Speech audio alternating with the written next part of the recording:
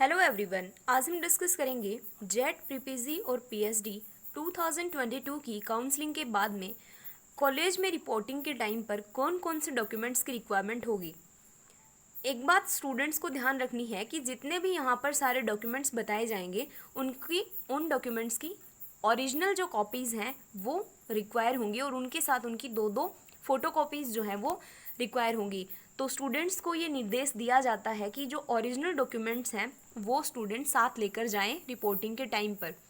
इसमें जो first document है वो है सेकेंडरी की मार्कशीट, सेकंड है सीनियर सेकेंडरी की मार्कशीट यानी कि आपकी 10th-12th की ओरिजिनल मार्कशीट और उनकी दो दो फोटोकॉपीज़।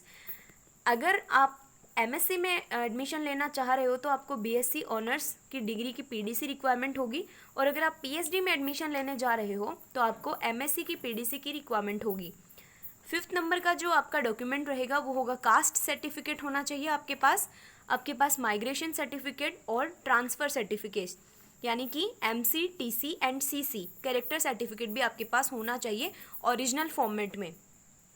इसके अलावा अगर अपन बात करें तो डिफेंस फोर्स से अगर आप बिलोंग करते हो तो आपके पास ओरिजिनल सर्टिफिकेट होना चाहिए इस बोर्ड्स का विडोज, जो कि पेज नंबर 19 में दे रखा है जेट की बुकलेट में।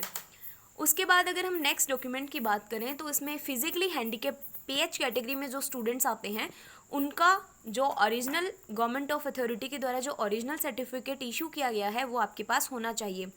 अगर आपने 12th के बाद गैप लिया है जेट की फर्दर प्रिपरेशन करने के लिए या फिर एमएससी की प्रिपरेशन करने के लिए तो आपके पास गैप सर्टिफिकेट होना चाहिए, डोमिसाइल सर्टिफिकेट होना चाहिए और अगर आप राजस्थान के बाहर किसी स्टेट के रहने वाले हो तो आपको रेजिडेंशियल रिक्वायरमेंट का प्रूफ आपके पास होना चाहिए।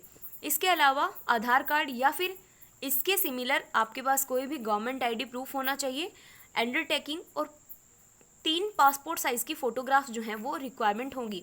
इसके अलावा काउंसलिंग लेटर, जो कि जब आप पर्टिकुलर जो कॉलेज आपको अलॉट हुई है उसकी 1000 फीस डिपॉजिट करने के बाद में आपको जो लेटर प्रोवाइड होता है उसका प्रिंट आउट निकाल के आपको लेके जाना है, जिसे सीट अलॉटमेंट लेटर नाम दिया गया है। इसके अलावा अगर आप ईडब्ल्यूएस कैटेगरी यानी कि इकोनॉमिक वीकर सेक्शन से बिलोंग करते हो तो आपको इनकम सर्टिफिकेट की रिक्वायरमेंट होगी, बाकी सारी कैटेगरीज के लिए एसेंशियल नहीं है।